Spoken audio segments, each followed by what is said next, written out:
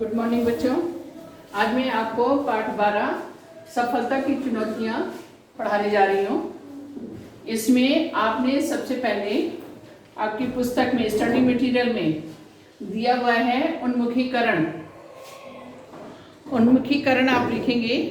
आज के समाज में विशेष आवश्यकता वाले भी अपनी महत्वपूर्ण भूमिका निभा रहे हैं।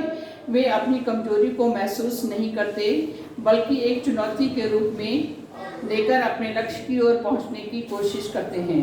इनकी इस कोशिश में वे कई मुसीबतें खुशी से पार करते हैं। यही नहीं, वे समाज में ही अपनी समस्या का समाधान खोजते हैं। इनकी इस कोशिश से कोई धावक बनता तो कोई नृत्यकार तो कोई कुछ। वे साबित करते हैं कि जो व्यक्ति समस्या का समाधान खोजता है वही कुछ पा सकता है। जो परिश्रम करता है वही अपने जीवन में सफलता प्राप्त करता है। आलसी व्यक्ति कभी भी अपने जीवन में सफलता प्राप्त नहीं कर सकता, ना ही वह कुछ अच्छा काम कर सकता है।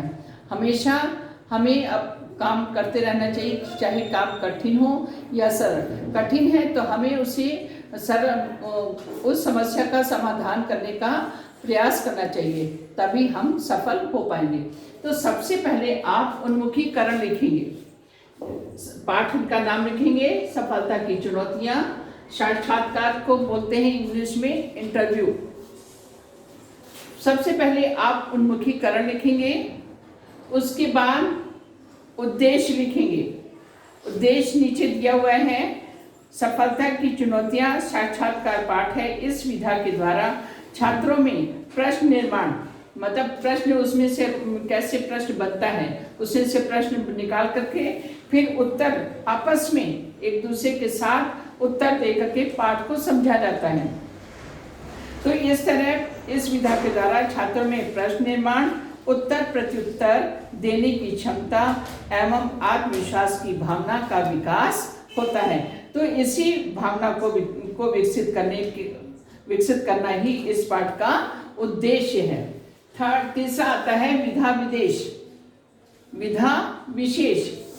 फिर ये आपका दिया हुआ है साक्षात्कार प्रश्नोत्तर विधा है, जिसमें उत्तर प्रत्युत्तर यानी प्रश्न आपस में एक दूसरे के साथ प्रश्न पूछ करके दूसरा उत्तर देता है, और अगर दूसरा प्रश्न पूछता है तो पहला वाला उत्तर देता है। तो इस तरह उत्तर प्रत्युत्तर की श्रृंखला प्रश्नों के माध्यम से चलती रहती है। वास्तविक शब्दों में जो व्यक्ति साक्षात्कार यानी प्रत्यक्ष रूप से जो बातचीत होती है उससे इस विधा में संचालन करते हैं, किंतु आजकल दूरभाष और ऑनलाइन द्वारा ही साक्षात्कार लिया जाता है।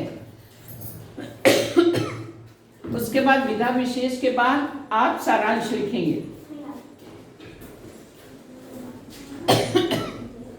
सारांश लिखेंगे। सारांश में है, सारांश देखिए, आप लोग को प्रश्नों के उत्तर समझने में और लिखने में आसानी रहेगी। सारांश प्रीति मोंगा ने बताया। प्रीति मोंगा एक लड़की है, वह विकलांग है। इंग्लिश में उसको बोलते हैं हैंडीकैप, हिंदी में उसको बोलते हैं विकलांग है।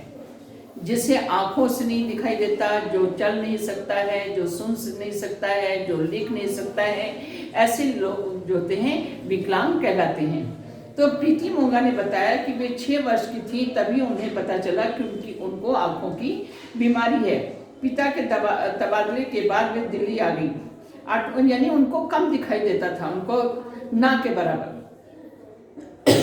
8वीं कक्षा तक विद्यालय की आरिश नन ने बहुत सहायता की उनको पढ़ाने में, क्योंकि वो देख नहीं पा रही थी, तो उनको मौखिक रूप से उनको पढ़ाया। आरिश नन ने उनकी सहायता की, पढ़ने में सहायता की। जुबानी गणित में प्रीति जी कुशल थी। वे सीनियर कैम्ब्रिज उसी विद्यालय से करना चाहती थी, परंतु नन अध्यापिका के जाने के बाद उन्हें किसी अंध विद्यालय, ब्लाइंड स्कूल में अंध विद्यालय से शिक्षा प्राप्त करने के लिए कहा। उनको ऐसा कोई भी नन नहीं मिल रही थी जो उनको गाइड कर सके, जो उनको समझा सके, जो उनका मार्गदर्शन कर सके शिक्षा से संबंधित। तो उनको उनके घर वालों ने ये निश्चय किया कि इसको किसी विद्यालय में शिक्षा प्राप्त कराने के लिए भेजा जाए। तब तक वह पूरी तरह दृष्टिहीन हो चुकी थी, यानी दृष्टिहीन का अर्थ होता है अंधा, तो वो पूरी तरह से अंधी हो चुकी थी। इसी बीच उनके पिता की मृत्यु भी हो गई। प्रीति मोंगा को किसी स्कूल में दाखिला नहीं मिला। उसी समय रेडियो पर सुनी इन पंक्तियों ने उनका मनोबल बढ़ाया। पहले रेडियो का और ट्रांजिस्टर का इन सबका बहुत ही प्रचलन था। अनेक प्रकार के शिक्षाप्रद कार्यक्रम रेडियो द्वारा, ट्रांजिस्टर द्वारा प्रसारित किया जाता था। उसी समय इन्होंने ये पंक्तियां सुनी। माटी कहे कुम्हार से, तू क्या रौंदे मोए हैं, एक दिन ऐसा आएगा मैं रौंदूंगी तोहे। एक दिन ऐसा आएगा मैं रौंदूंगी तोहे का मतलब होता है कि जब इंसान मर जाता है, जब उसकी मृत्यु हो जाती है, तो उसको दफना दिया जाता है, उन्हें जला दिया जाता है, उन्हें गड़ा दिया जाता है। तो धीरे धीरे मिट्टी के संपर्क में आते आते शरीर बिल्कुल से नष्ट हो जाता है। तो वो भी राख के समान, जो लोग, कुछ लोगों में धर्मों में लाश को जलाया जाता है तो क्या बन जाती है, राख बन जाती है। तो इसी तरह माटी कहती है तो मुझे क्या रौंदेगा, मैं ही तुमको एक दिन मिट्टी के समान बना दूंगी। खुदी को कर बुलंद इतना कि हर तकदीर से पहले खुदा बंदे से खुद पूछे, बता तेरी मर्जी क्या है। इन पंक्तियों की प्रेरणा से प्रीति मोंगा की सोच सकारात्मक हो गई। उन्होंने भी जब ये पंक्तियां सुनी तो उन्होंने भी ये सोच लिया कि अब हम ये अपने मन को सोच करके कि मैं अंधी हूँ, मैं कुछ नहीं कर सकती हूँ, मुझे ऐसा नहीं सोचना। उनके मन में सकारात्मक विचार है कि मैं भी कुछ बनकर कुछ करके दिखाऊंगी। वह खूब नाम कमाना चाहती थी, इसके लिए उन्होंने मेहनत करना आरंभ कर दिया।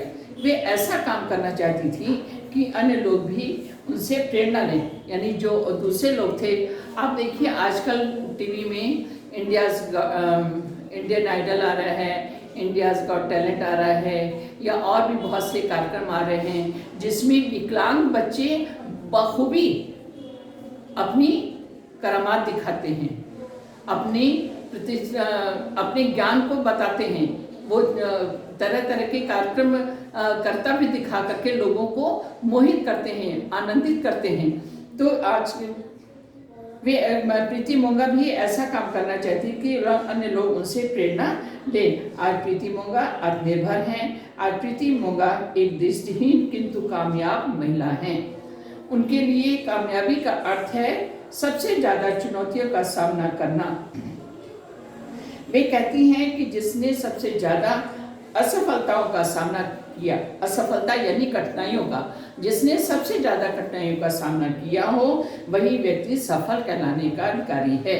वही उसी को ही हम सफल व्यक्ति कह सकते हैं। हमें असफलताओं से यानी कठिनाइयों को, मुसीबतों को देखकर कभी भी घबराना नहीं चाहिए, उनको दूर करने का प्रयास करना चाहिए। असफलताएं हमें उठाने के लिए ही होती हैं। हमें आत्मनिर्भर, हमारी असफलता जो होती है, कठिनाइयाँ जो होती हैं, मनुष्य के अंदर ये भावना जागृत करती है कि प्रयास करो, प्रयास करने पर ही सफलता प्राप्त होती है।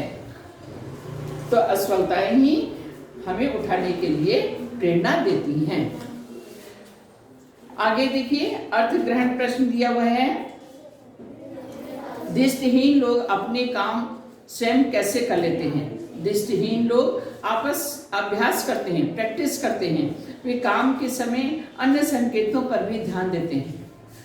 हाँ, जब कोई आप देखिए कि जब कोई अंधा व्यक्ति, कोई व्यक्ति जिसको दिखाई नहीं देता है, उसको रोड पार करना रहता, सड़क पार करना रहता है, तो वे उनके पास जो स्टिक होती है उसके सहायता से और कुछ ध्वनियों के माध्यम से उन्हें ये आभास हो जाता है कि आसपास में कोई है या कोई सवारी आ रही है, कोई बाइसिकल या कार आ रहा है जिससे उनको बचना है। तो उस तरह वो अपने आप को बचा लेते हैं। तो दृष्टिहीन लोग अभ्यास करते हैं। वे काम के समय अन्य संकेतों पर भी ध्यान देते हैं। वे एक तकनीक कंपन करने वाली सफ़ेद छड़ी भी प्रयोग में लाते हैं। इसके अलावा स्पर्श, स्वर्ण, स्वाद और गंध जैसी शक्तियाँ जो अन्य इंद्रियों से जुड़ी हैं उनका भी उपयोग करते हैं। पढ़ने के लिए ब्रेल लिपि का प्रयोग भी करते हैं। प्रीति मोंगा के स्कूली जीवन के बारे में बताइए। प्रीति मोंगा 6 वर्ष की थी तो पाठशाला में पता चला कि उन्हें आंख की बीमारी है। 8वीं कक्षा में वे दिल्ली आ गई। वहाँ आयरिश नन ने उनकी शिक्षा में बड़ी सहायता की। जुबानी गणित में वे अच्छा कर लेती थी, मतलब मौखिक रूप से जब अध्यापिका उनसे गणित का प्रश्न पूछती थी तो वो बहुत बाखूबी तरीके से उनको बता देती थी, उनका उसका उत्तर बता देती थी। जुबानी गणित भी अच्छा कर लेती थी। उसके बाद आगे की शिक्षा के लिए उन्हें अन्य विद्यालय भेज दिया गया। अब इसी तरह का प्रश्न दिए हुए, विशेष आवश्यकता वाले चुनौतियों को कैसे महसूस करते हैं। चौथा है, दृष्टिहीन लोगों को किन किन क्षेत्रों में अधिक रुचि रहती है। अब दृष्टिहीन विशेष आवश्यकता वाले लोग अपनी चुनौतियों को बड़ी गंभीरता से लेते हैं। वे उनका सामना बड़े साहस व सजगता के साथ करते हैं। वे स्वयं को कभी कमजोर नहीं समझते। दृष्टिहीन लोगों को किन किन क्षेत्रों में अधिक रुचि रहती है। दृष्टिहीन लोगों को संगीत में, हाँ, कला में, भाषण में, साहित्य, विज्ञान आदि क्षेत्रों में अधिक रुचि रहती है। वे कला के क्षेत्र में विशेष प्रतिभा भी रखते हैं। हेलन केलर कौन है, उनके बारे में बताइए। हेलन केलर एक प्रसिद्ध अमेरिकी लेखक, राजनीतिज्ञ व आचार्य थी। वे कला स्नातक की उपाधि लेने वाली पहली बधिर और दृष्टिहीन महिला थी। उनका पूरा नाम हेलन एडम्स केलर था। अनपढ़ दृष्टिहीन लोगों की आजीविका कैसे चलती है। अनपढ़, जो पढ़े लिखे नहीं होते हैं, जो आँखों, जिन लोगों को आँखों से दिखाई नहीं देता है और वे पढ़े लिखे नहीं होते हैं, तो वे अपनी जीविका, अपना खर्चा कैसे चलाते हैं। अनपढ़ दृष्टिहीन लोगों की आजीविका के अनेक रास्ते हैं। वे अनेक प्रकार की वस्तुएं बना सकते हैं। वे संगीत, कला, नृत्य आदि के क्षेत्र में भी अपनी तकदीर आजमा सकते हैं। साथ ही वे पढ़ने लिखने का प्रयास भी कर सकते हैं। दृष्टिहीन लोगों के लिए कौन सी सुविधाएं उपलब्ध करानी चाहिए। अगर आपके हिसाब से कोई व्यक्ति दृष्टिहीन है, दिखाई नहीं देता है, तो ऐसे लोगों के लिए कौन कौन सी सुविधाएं उनको मिलनी चाहिए, कौन कौन सी सुविधाएं उनको उपलब्ध करानी चाहिए। तो दृष्टिहीन लोगों को प्रोत्साहित किया जाना चाहिए। उनके अध्ययन के लिए ब्रेल लिपि की पुस्तकों की व्यवस्था की जानी चाहिए। उन्हें सफ़ेद कंपन वाली छड़ी दी जानी चाहिए। उन्हें कक्षा, उनके कार्य क्षेत्र में महत्वपूर्ण पद व कार्य सौंपा जाना चाहिए। बस, रेल, शिक्षा, नौकरी आदि के क्षेत्र में उन्हें आरक्षण मिलना चाहिए। ये मैंने अर्थ ग्रहण वाले प्रश्न पूरे आपको समझा दिए हैं। आगे दूसरा है प्रश्नों के उत्तर लिखिए। तो आप लोग पहले में पेज नंबर 274 274 में फर्स्ट वन लिखेंगे और 7th वन, फर्स्ट और 7th। पेज नंबर 275 में 3rd वन और बड़ा आ का 2nd वन। छोटा पेज नंबर 275 में छोटा आ में फर्स्ट, बड़ा आ में 2nd।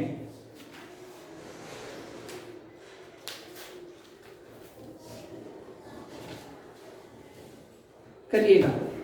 और पेज नंबर 276 में छोटी ई, उसमें फर्स्ट वन आप लोग लिखेंगे, प्रश्नों के उत्तर लिखेंगे। ये भाव पंक्तियों की व्याख्या कीजिए, ये व्याख्या करना है। पेज नंबर 276 में एक्सप्लेन करना है, पंक्तियां दी हुई हैं, उनका आपने व्याख्या करनी है। तो फर्स्ट और 2nd आप लोग करेंगे। एक गद्यांश है, गद्यांश से संबंधित प्रश्न है, इसको आपको नहीं करना है। अभिव्यक्ति सृजनात्मक, ये आप लोग अपनी पुस्तक से पढ़ लीजिएगा। और पेज नंबर 279 में 3rd वन, हेलन केलर विशेष योग्यता वाले व्यक्तियों के लिए एक मिसाल है, सिद्ध कीजिए। ये आपने लिखना है। पेज नंबर 278 में बड़ा आ में फर्स्ट वन, समावेशी शिक्षा से आपका क्या अभिप्राय है। 79 में 279 में हेलन केलर विशिष्ट योग्यता वाले व्यक्तियों के लिए एक मिसाल है, सिद्ध कीजिए। ये लिखेगा। आपके प्रश्नों के उत्तर आपकी पुस्तक में दिए हुए हैं, मैंने आपको बता दिए हैं। आगे भाषा की बात देखिए। कोष्ठक में दी गई सूचना पढ़िए और उसके अनुसार कीजिए। कामयाबी, मौका, इसका आपने पर्यायवाची लिखना है। कामयाबी सफलता, और दूसरा है उत्तीर्णता। मौका का पर्यायवाची है अवसर, समय भी होता है। सेकंड है क्षमता, शक्ति, चुनौती। वाक्य प्रयोग कीजिए। ये 3 शब्द हैं, इनका वाक्य में प्रयोग करना है। क्षमता, विशेष आवश्यकता वालों में अनेक क्षमताएं होती हैं। क्षमता का अर्थ होता है योग्यता। तो जो ऐसे लोग होते हैं जो विकलांग होते हैं, उनमें अनेक क्षमताएं होती हैं। शक्ति, शक्ति का अर्थ होता है ताकत। प्रकृति में अभी असीम शक्तियां छिपी हैं। चुनौती, मुसीबत चुनौती के रूप में स्वीकार करना चाहिए। विलोम शब्द देखिए। गर्मी, सर्दी, सकारात्मक, नकारात्मक, ईमान, बेईमान।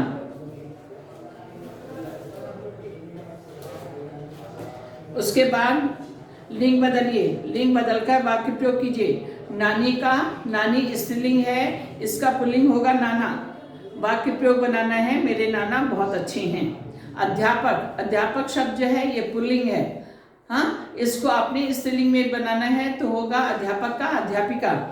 वाक्य में मेरी अध्यापिका जी ने मुझे भाषण देना सिखाया। सूचना पढ़िए और उसके अनुसार कीजिए। निष्क्रिय, विद्यालय, आत्मकथा। विच्छेद कर संधि पहचानिए। निष्क्रिय, निष्क्रिय का होगा निस, ना पे छोटी मात्रा नी, सा हलंत। सा हलंत, जिस शब्द के नीचे हलंत लगा होता है, लाइन खींची होती है, जैसे सा के नीचे लाइन खींची हुई है, इसको हलंत बोलते हैं। ये आधा सा के समान समझा जाता है। तो निस प्लस क्रिय, ये है विसर्ग संधि। विद्यालय, विद्या प्लस आलय, ये स्वर्ग संधि है, स्वर्ग दीर्घ संधि। आत्मकथा, आत्मन प्लस कथा, विसर्ग संधि। अब समास पहचानिए। दुख, दर्द, काम धंधा, कमल नयन। दुख दर्द यानी दुख और दर्द, तो ये होगा द्वंद्व समास। काम धंधा, काम और धंधा, द्वंद्व समास। कमल नयन, कमल के समान नयनों वाला, कर्मधारय समास। अब इसमें नीचे उदाहरण के अनुसार पाठ में आए वाक्य ढूंढ कर लिखिए। उदाहरण, मोहन द्वारा पत्र लिखा गया। ऐसे ही आपको अपने पाठ से देख करके लिखना है। उदाहरण में दिया है खेल राम द्वारा खेला गया, राधा के द्वारा रोटी पकाई गई। हिंदी में अनुवाद कीजिए। Harish, a 14 years old boy, saved Pandit Nehru from an accident. Pandit Nehru then decided to honor the brave boy and such other brave children. Harish Chand Mehta was the first boy to receive the National Bravery Award. इसका हिंदी में अनुवाद करना है। हरीश 14 वर्ष का बालक था जिसने पंडित नेहरू को दुर्घटना से बचाया था। पंडित नेहरू ने ऐसे बहादुर बालकों को सम्मान देने का निर्णय लिया। हरीश चंद्र गुप्ता पहले बालक थे जिन्हें राष्ट्रीय वीरता पुरस्कार प्राप्त हुआ।